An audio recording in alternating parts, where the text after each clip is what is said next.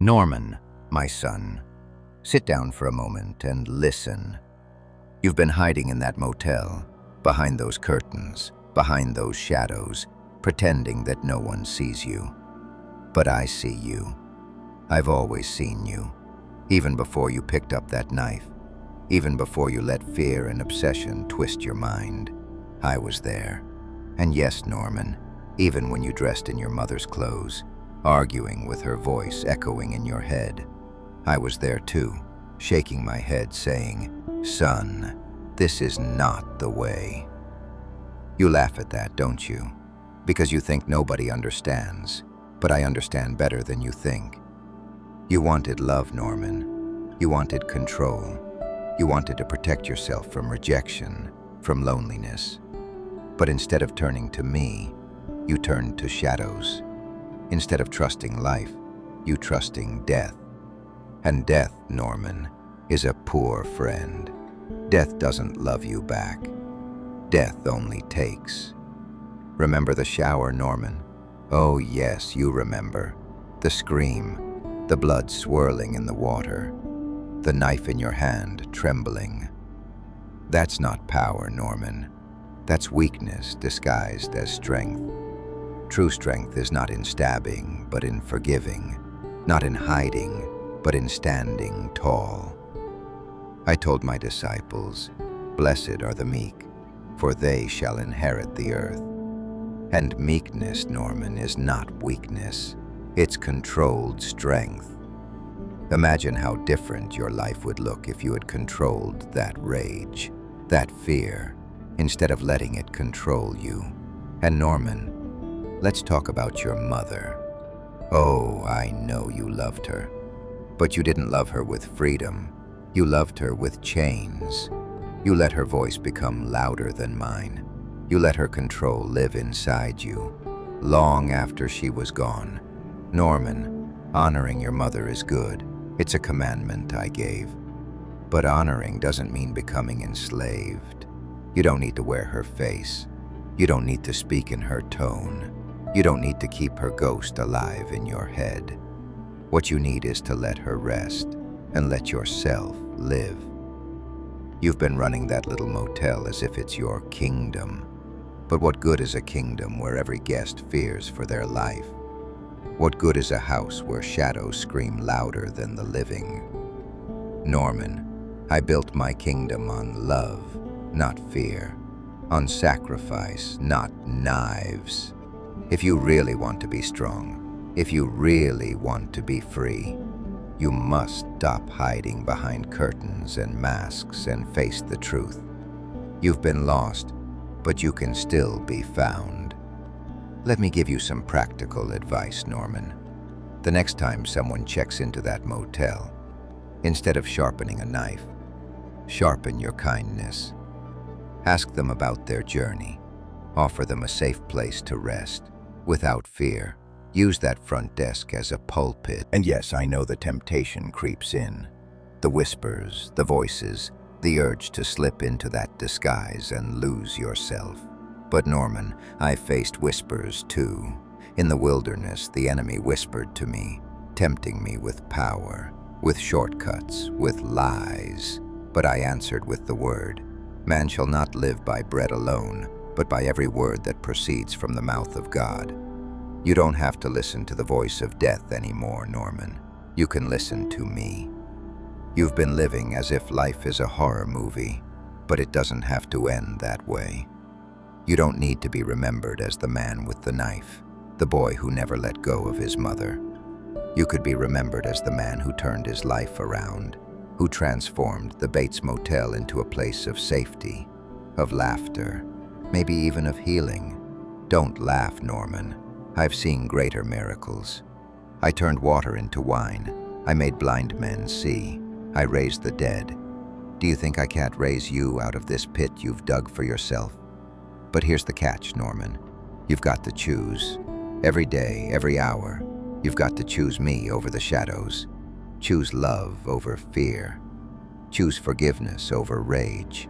Choose truth over lies. It won't be easy.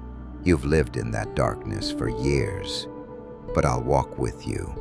I'll whisper louder than the ghost of your mother if you let me. And when the temptation comes, remember this: the truth will set you free. Not the knife, not the disguise, the truth. So, Norman, here's your challenge. Tonight, when you walk through that motel, instead of checking locks and hiding evidence, open a Bible. Read just one verse. Start with, "The Lord is my shepherd, I shall not want." Read it out loud in your own voice, not hers. Let yourself hear it. Let yourself feel it. That's the first step. Because, Norman, you're not beyond saving. You never were. You've been playing the role of villain, but in my story, even villains can become heroes. Norman, let's be honest, you've made your name in showers. People don't even hear running water without thinking of you. That's not the kind of legacy you want, son. Do you realize that every time a curtain sways, people remember the fear you left behind? Is that how you want to be remembered? Like mildew on the soul of humanity? You deserve more than that, Norman. You deserve redemption. And I'll tell you something funny, Norman. The enemy tricks people into thinking their sins are stronger than my grace. But here's the truth. Your sins, even yours, don't stand a chance against the cross. I stretched out my arms and took nails so men like you wouldn't have to keep living with blood on their hands. You don't have to be defined by that knife. That wasn't strength. That was surrender to darkness. Real strength is when you put the knife down. Let me ask you, Norman, what would your story look like if you opened the Bates Motel, not as a house of fear, but as a house of refuge? Imagine it. Travelers checking in, but instead of leaving in body bags, they leave with hope. Instead of running water mixed with screams, there's laughter coming from the dining area. Instead of shadows in the window, there's light shining through. You could be the man who turned the most infamous motel in America into the most miraculous one. Don't tell me it's impossible. I walked on water, Norman. You can walk away from this. Now, about your mother. Norman, I've got to be straight with you. Carrying her voice in your head has become an idol. You worship her memory more than you worship truth. You've confused her control with love.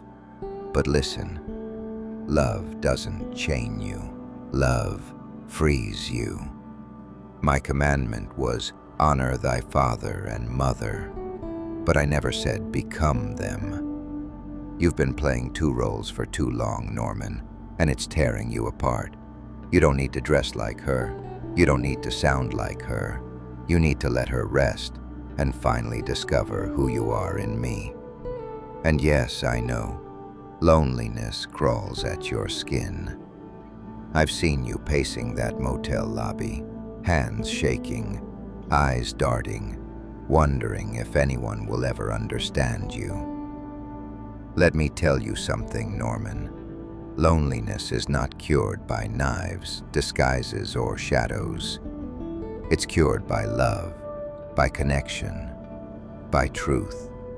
I told my disciples, I am with you always, even unto the end of the world. That means even in your little motel, in your darkest room, with all the curtains drawn, I'm there. You were never as alone as you thought. Norman, you like control, don't you? You like being the one who decides, who stays and who goes, who breathes and who doesn't. But let me remind you, control is an illusion. You can't stop time. You can't stop death. You can't even stop those voices in your head without help. But I can. Hand me the keys, Norman. Not the motel keys. The keys to your heart. Because when I hold them, no intruder, no shadow, no ghost can break in. Now, let's talk humor for a second. You know, Norman, I can't help but smile at the way you try to hide evidence. You've spent half your life scrubbing floors, covering blood, dragging bodies, digging holes, and yet you always leave a trace. Do you know why? Because sin always leaves a stain. You can clean the floors, Norman, but you can't clean your conscience with soap and water. Only my blood can wash that. You've lived like every knock on the door is a threat. Every guest is a problem. Every shadow is your enemy. But Norman, not everyone is coming to hurt you. Some people are just tired travelers looking for rest. You could be their safe haven instead of their last stop. Imagine it, Norman. One day people will write about the Bates Motel, not as the place of horror, but as the place where horror died and hope was born. And let's make this practical. Tomorrow morning, instead of putting on your mother's dress, put on kindness. Instead of checking the knife, check your heart. Instead of whispering to voices that aren't there, whisper a prayer. Lord, guide me today. Do it once, then do it again.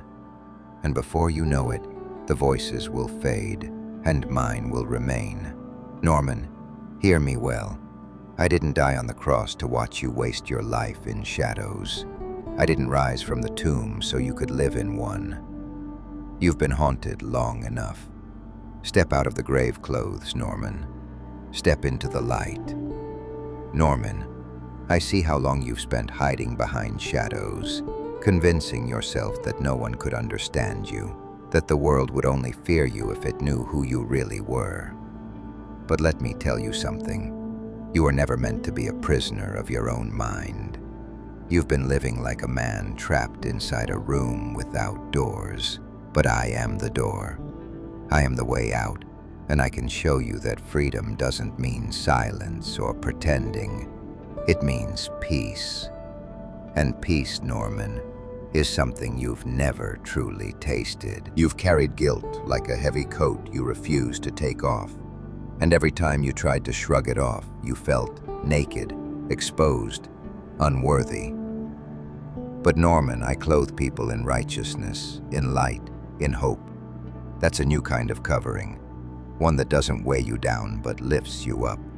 You've let your past tell you that you're too broken, too gone, too dangerous. I tell you, blessed are the broken, because in me they find healing. Blessed are the lost, because I came to find them. Blessed are the weary, because I give them rest. And Norman, I know you've thought, but Jesus, I don't deserve rest. You're right, you don't. No one does. That's why it's a gift. You don't earn grace, Norman. You just accept it. Stop trying to pay for your mistakes with more self-punishment. Stop building shrines to your regrets. Stop thinking your worth is measured by how well you hide the mess inside. I see the mess, Norman, and I still say, follow me. Now let's be honest here. Humor has a way of opening the heart, doesn't it? Norman, imagine this. You standing at heaven's gate, and Peter looks down the list. Norman Bates, Bates, Bates. Ah, here you are. And you nervously ask, Peter, do you have the right Norman Bates? Because my resume isn't exactly clean. And Peter just laughs and says, the resume's been rewritten by the boss himself. All the stains are gone. You're covered by the blood of the Lamb. That's the future I want you to imagine, Norman. Not a future where you're forever haunted, but one where you're forever free. Norman, you know what's funny? You spent so long listening to a voice that wasn't real, pretending it was your mother guiding you. But here I am, the real voice, the true shepherd, calling you by name. My sheep know my voice, Norman, and it's time you start listening. Not to fear, not to guilt, not to ghosts, to me. And if you start walking with me, you'll notice something. The voices of the past will get quieter. The storms in your head will calm. The shadows will shrink. And for the first time, you'll realize you were never truly alone.